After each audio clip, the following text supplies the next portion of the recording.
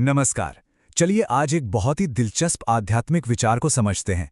ये सब शुरू होता है एक बड़े ही अनोखे रूपक से। तो शुरुआती होती है एक बहुत ही मॉडर्न और कह सकते हैं चौंकाने वाले विचार से। पासपोर्ट। मतलब आध्यात्मिक बातों में पासपोर्ट का क्या काम? चलिए इसी को समझते हैं। तो सबसे पहला और बड़ा आइडिया यही है कि गुरु को एक तरह से अपना आध्यात्मिक पासपोर्ट समझिए। एक ऐसी चाबी जो एक ऐसी दुनिया का दरवाजा खोलती है जहां कोई अकेला नहीं पहुंच सकता। लेकिन जब हम गुरु कहते हैं तो इसका मतलब क्या है? देखिए, ये सिर्फ एक टीचर नहीं है, ये उससे कहीं ज्यादा है।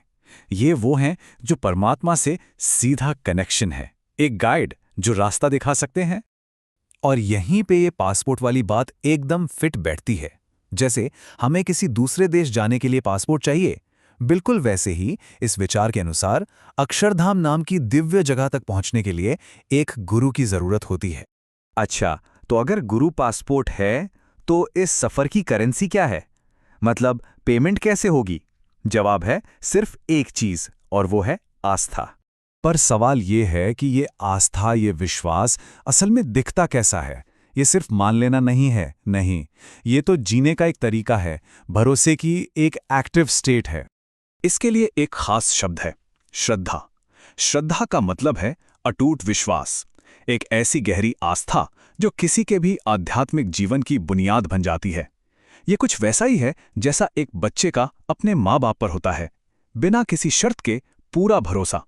और जो निर्देश मिलता है वो कमाल का और बहुत ही सरल है। बस आस्था में बैठो, कोशिश करना छोड़ दो और सिर्फ उस भरोसे की स्थिति में रहो। बस बैठो और भरोसा करो। तो मुद्दा ये है कि सच्ची आस्था कोई मुश्किल चीज नहीं है।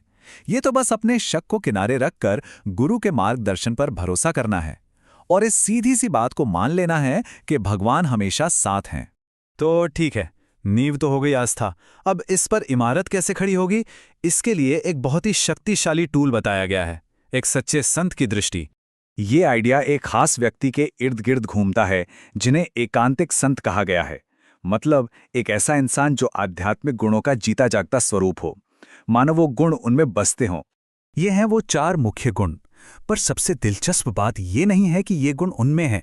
सबसे कमाल की बात यह है कि वो संत सिर्फ अपनी नज़र से, अपनी दृष्टि से इन गुणों को दूसरों तक पहुंचा सकते हैं। और ये होता है दृष्टि के जरिए, मतलब संत की नज़र से।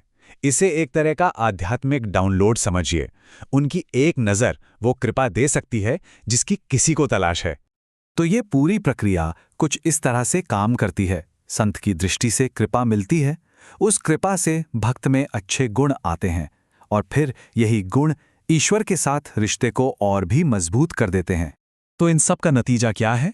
ये सब हमें आखिरी पड़ाव पर लाता है, इस रास्ते पर चलने का असली मकसद, और वो है आध्यात्मिकता को देखने का नजरिया ही बदल देना। यहां 2 अलग अलग रास्तों में फर्क बताया गया है। एक रास्ता है मुश्किल पूजा पाठ और बाहरी कर्मकांड का, लेकिन जिस रास्ते की हम बात कर रहे हैं वो बिल्कुल अलग है। ये एक सरल अंदरूनी विश्वास के बारे में है, जिसे कोई हर पल अपने साथ रख सकता है।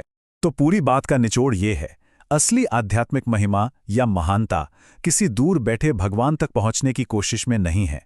ये तो बस इस बात को महसूस करने में है कि वो दिव्य शक्ति हमेशा यहीं है, हमारे साथ, हमारे अंदर। और ये सब हमें एक आखिरी सवाल पर लाकर छोड़ देता है। किसी गाइड पर, किसी मार्गदर्शक पर भरोसा करना किसी के आध्यात्मिक सफर को किस हद तक बदल सकता है? ये एक बहुत गहरा सवाल है जिस पर जरूर सोचना चाहिए।